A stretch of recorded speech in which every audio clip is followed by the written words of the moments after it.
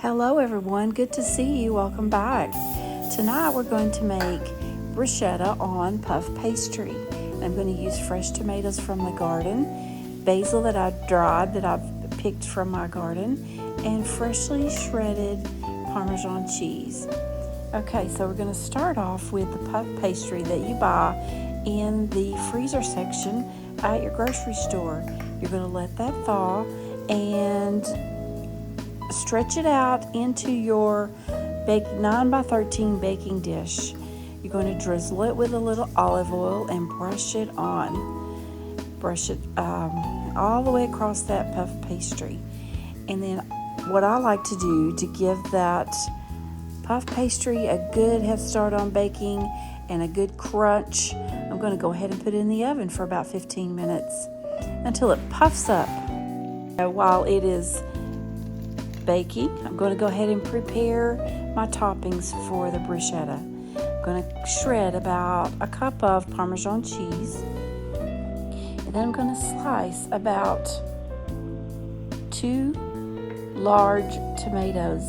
If you don't have really large tomatoes, it may take 3 tomatoes, and I like to slice them pretty thick so that when they cook, they're not just cooked down and all that's left is just juice. I want a little bit of that meaty tomato on the crust. Once I have all of the tomatoes sliced, I'm going to top my puff pastry that I just got out of the oven, and then I'm going to sprinkle with sea salt and drizzle more olive oil on top of those tomatoes. You want to make sure that you get plenty of salt on there. And then you're going to top with a Parmesan cheese that you just shredded.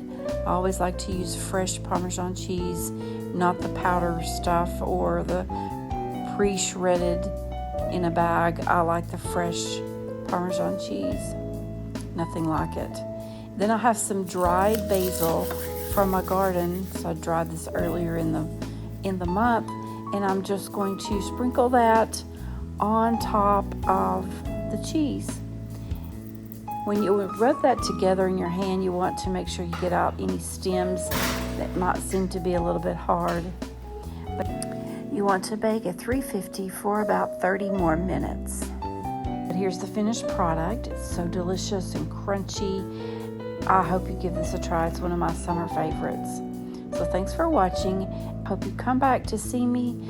I hope that if you have not subscribed to my channel, I would love for you to do that. And give me a comment, give me likes, and let me know if you have tried this recipe.